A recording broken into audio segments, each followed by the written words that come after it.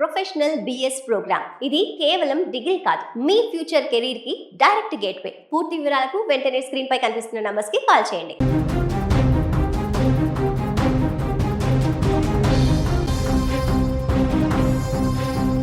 జై జగన్నాథ్ జై జగన్నాథ్ అంటూ మారుమోగిన పూరి క్షేత్రం ఒక్కసారిగా కేకలు అరుపులతో దద్దరిల్లిపోయింది.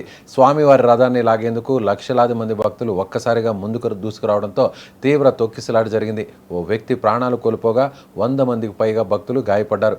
అసలు పూరిలో ఏం జరిగింది?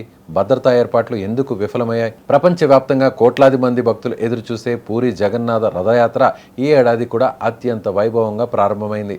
శ్రీ జగన్నాథుడు, బలభద్రుడు, సుభద్రాదేవి తమ రథాలపై ఆలయం నుంచి గుండిచా మందిరానికి బయలుదేరారు. ఈ పవిత్ర ఘట్టాన్ని ప్రత్యక్షంగా చూసేందుకు దేశం నలుమూలల నుంచే కాక విదేశాల నుంచి కూడా భక్తులు భారీగా తరలివచ్చారు. దీంతో పూరీ నగరంలోని బడా దండా రహదారి పూర్తిగా జనసంద్రంగా మారిపోయింది.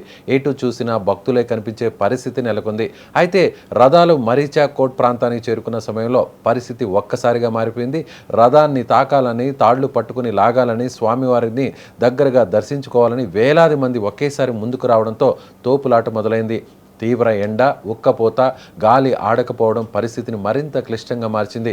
కొందరు స్పృహ తప్పి పడిపోగా మరికొందరు వారిపైనే పడిపోవడంతో తొక్కిసలాట ఏర్పడింది. క్షణాల్లో భక్తి వాతావరణం కాస్త భయానక దృశ్యంగా మారిపోయింది. ఈ ఘటనలో కటక్కు చెందిన అనిల్ దాస్ అనే భక్తుడు ప్రాణాలు కోల్పోయినట్లు అధికారులు తెలిపారు.